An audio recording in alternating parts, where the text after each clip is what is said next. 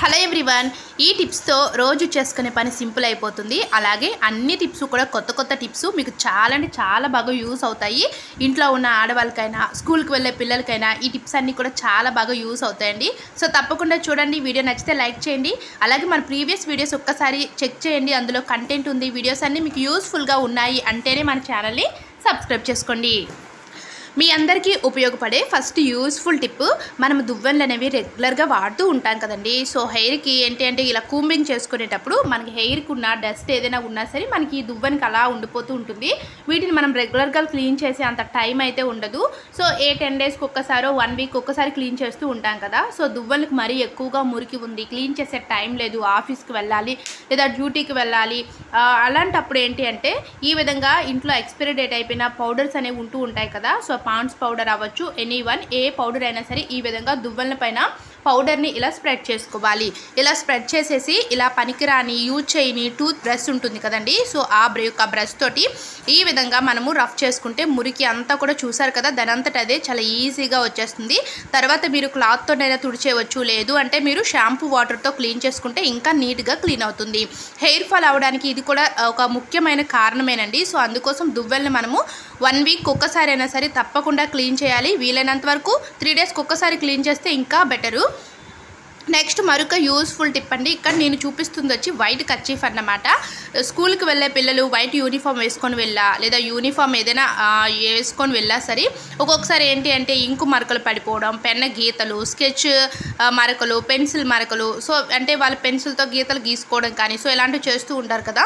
అలాంటప్పుడు ఆ మరకల్ని వదలగొట్టాలి అంటే మాత్రం మనం బ్రష్ పెట్టి సోప్ పెట్టి రుద్దడం లాంటివి చేస్తూ ఉంటాము. అయినా పెన్ మరకలు ఇంకు మరకలు అనేటివి అంత ఈజీగా పోవండి. అలాంటప్పుడు ఇక్కడ చూసారు కదా, ఫ్లోర్ క్లీనింగ్కి యూజ్ చేసే లైజాల్ని ఇక్కడ వాడుతున్నాను. ఇలా లైజాల్ని ఈ విధంగా 2-3 డ్రాప్స్ వరకు కూడా ఇలా వేసుకొని ఇలా పనికిరాని బ్రష్ ఏదైనా ఉంటే బ్రష్ని తీసుకొని చూడండి ఇలా రఫ్ చేసుకుంటే చాలు. ఇంక్ మరకలు చూస్తున్నారు కదా, లైవ్గా చూపిస్తున్నాను మీకు ఎంత నీట్గా క్లీన్ అయిపోతున్నాయో. మనం ఇంకా సోప్ కానీ బ్రష్ పెట్టాల్సిన అవసరం అయితే లేదు. ఇలా బ్రష్ తోటి ఇలా కొంచెం ప్రెజర్ ఇచ్చి క్లీన్ చేసుకుంటే చాలండి, నీట్గా క్లీన్ అవుతుంది. లైజాల్ అనేది ఫ్లోర్ క్లీనింగ్కే కాకుండా ఈ యొక్క ఇంక్ మరకల్ని కానీ పెన్సిల్ మరకల్ని, స్కెచ్ మరకల్ని రిమూవ్ చేయడానికి చాలా బాగా యూజ్ అవుతుంది.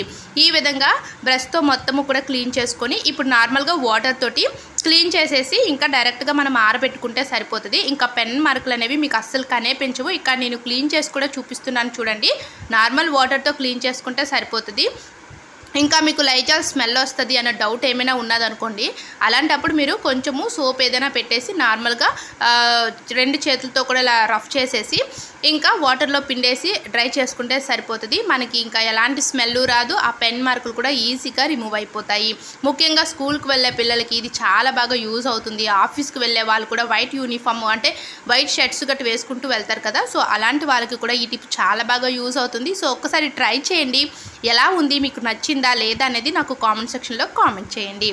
నెక్స్ట్ మరొక యూస్ఫుల్ టిప్ అండి. మనం ఏంటి అంటే సింక్ క్లీనింగ్ అనేది చేస్తూ ఉంటాము. ఎంత క్లీన్ చేసినా సరే ఈ కార్నర్స్ దగ్గర ఆ నాచు మాత్రం అలా పేరుకుపోయే ఉంటుంది, బ్యాడ్ స్మెల్ కూడా వస్తూ ఉంటుంది. ఈ సింక్ క్లీనింగ్కి పైసా ఖర్చు లేకుండా ఇంట్లో ఉన్న ఇంగ్రీడియంట్ ఇక్కడ నేను చూపిస్తుంది వచ్చి టమాటా కెచప్ అండి. మనం బయట న్యూడిల్స్ కానీ ఏవైనా కొనుక్కునేటప్పుడు ఈ టమాటా కెచప్ని ఇస్తూ ఉంటారు. ఇది తినడానికి అస్సలు బాగోదు, స్మెల్ కూడా అదొక బ్యాడ్ స్మెల్ వస్తూ ఉంటుంది కదా. సో అలాంటప్పుడు దీన్ని కూడా డస్ట్బిన్లో ఊరికే పడేయకుండా ఈ విధంగా సింక్ క్లీనింగ్కి కూడా మనం యూజ్ చేసుకోవచ్చు. ఈ విధంగా టమాటా కెచప్ని చూసారా, ఇలా ఓపెన్ చేసేసి సింక్లో నార్మల్గా వేసుకుంటే సరిపోతుంది. వేసేసి ఒక లాంగ్ బ్రష్ ఏదైనా తీసుకొని మీరు క్లీన్ చేసుకుంటే సరిపోద్ది. ఇక్కడ నేను లైవ్గా చూపిస్తున్నాను. ఎంత ఎక్కువ డస్ట్ వచ్చిందో తెలుసా. మనకి సింక్ అనేది ఇక్కడ నీట్గానే కనిపిస్తుంది, కానీ మనం క్లీన్ చేసే కొద్దీ మురికి చూడండి ఎంత ఎక్కువ వస్తుందో. ఇక్కడ ఈ కార్నర్స్ దగ్గర మనకి నాచు ఎక్కువగా ఉంటుంది కదా. సో ఆ నాచు కూడా ఈ యొక్క కిచప్ తోటి నీట్గా క్లీన్ అయిపోద్ది. ఒక్క సింకే కాకుండా మనకి బాత్రూమ్ దగ్గర వాష్ బేసిన్స్ లాంటివి ఉంటూ ఉంటాయి కదా, వాటిని కూడా మనము ఈ యొక్క టమాటా కెచప్ తోటి క్లీన్ చేసుకోవచ్చు.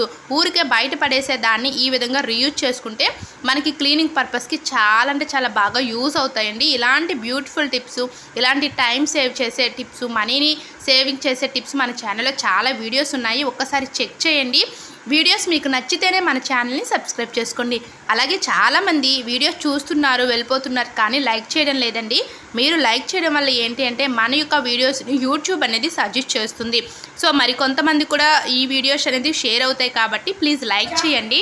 చూసారు కదండి, మనం ఇలా క్లీన్ చేసుకుంటే మురికి ఎంత ఎక్కువగా వస్తుందో. ఇలాంటి టమాటా కెచప్ని ఊరికే బయట పడకుండా ఈ విధంగా కూడా యూజ్ చేసి చూడండి. ఇలా యూజ్ చేసిన తర్వాత దీన్ని మనం బయట పడేసినా సరే మనకి యూజ్ అయినట్టుగా ఉంటుంది. సో చూసారు కదా, ఇలాంటి టిప్స్ మన ఛానల్లో చాలా ఉన్నాయి, చూడండి. నెక్స్ట్ మరొక యూజ్ఫుల్ టిప్ అండి. ఇప్పుడు చిన్న పెద్ద అని ఏజ్తో డిఫరెన్స్ ఏమీ కూడా లేకుండా ఏంటి అంటే చాలామందికి హెయిర్ ఫాల్ అయిపోతూ ఉంటుంది. చిన్న వయసులోనే వైట్ హెయిర్ వచ్చేయడము, ఇలాంటివి అయితే మనం అందరం కూడా ఫేస్ చేస్తూ ఉన్నాం కదా.